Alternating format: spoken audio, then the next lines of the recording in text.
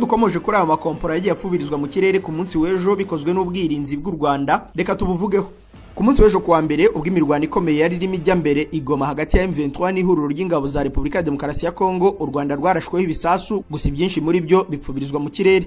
Umuvugizi w'ingabo z'u Rwanda Brigadier General Ronald Rwivanga yatangaje ko ibyo bisasu byarashwe mu karere ka Rubavu byaraswaga n'ingabo za leta ya Kongo ndetse n'abarwanyi bo mu mutwe FDLR uzifasha mu ntambara. Aganira na RBA yavuze ko muri ibyo bisasu ari ibyarashwe. Ati niko bimeze hari ibyo twagiye turasa ibisasu byabo, ariko nk'uko mubizi ntabwo byose twashoboye kubirasa, ariko ibyo nibyo byabaye. Ariko turimo kugerageza ibishoboka byose kugira ngo tuburizemo ibyo bisasu. Kugeza ku gicamunsi cyo kuwa mbere rero abantu batanu nibo byari bimaze kumenyekana ko bapfuye bahitanywe n'ibyo bisasu byagiye bigwa ku butaka bw'u Rwanda mu gihe hari amaze gukomereka 35. Cyakora imibare yashoboraga gukomeza kwiyongera kandi ibintu bikaba bikurushaho iyo u Rwanda ruza kuba rudafite systeme y'ubwirinzi bw'ikirere izwi nka Iron Dome Air Defense System. U Rwanda ruri mu bihugu mbarwa bya Afurika bifite ubu bwirinzi ndetse nibwo bwa mbere rwari rubukoresheje. Ubu bwirinzi bwa Iron Dome bwamenyekanye cyane ubwo Israel yari n'imigabwaho ibitero bya za rokete n'imitwe ya Hamas na Hezbollah. N'ubwirinzi bwakozwe na Amerika ifatanyije na Israel biciye mu ruganda rwa Rafael rusanzwe ari urw'igisirikare cyayo. Ubu bukaba ubwirinzi bufite umwihariko wo gusenya ibisasu bitandukanye birimo za rokete, za drone z'intambara na mortier, ariko birasiwe mu nterano.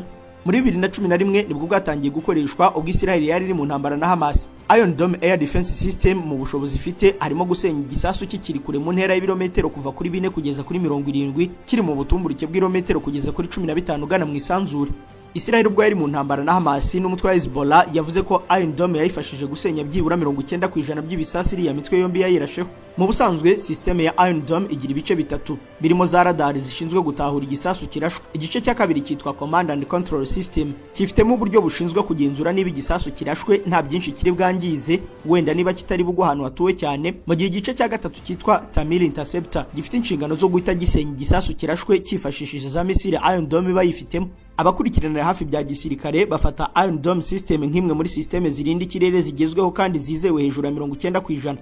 Amakuru avuga ko ubu bwirinzi bugura hagati y'ibihumbi 40 by'amadolari n'ibihumbi 50 mu kubwubaka, gusa bwaba bwuzuye neza bufite za radari, mudasobwa na launchers 3 cyangwa 4 buri yose ifite interceptor ziri hejuru ya 20. Ikiguzi kikaba gishobora kugera kuri miliyoni 100 z'amadolari, no kuvuga arenga miliyari 140 mu manyarwanda. Usibye Iron Dome izindi systeme zizwi ni nka David's Sling na Arrow nazo z'abanya-Israeli, THAAD y'abanyamerika, HQ9 na HQ12 z'abashinwa ndetse n'izindi.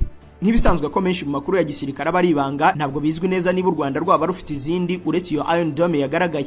Mu kanya aya makuru turakomereza kuyavugwa hanze y'u Rwanda, duhera mu mujyi wa Goma tureba uko byaramutse ndetse nuko byifashe kugeza ubu.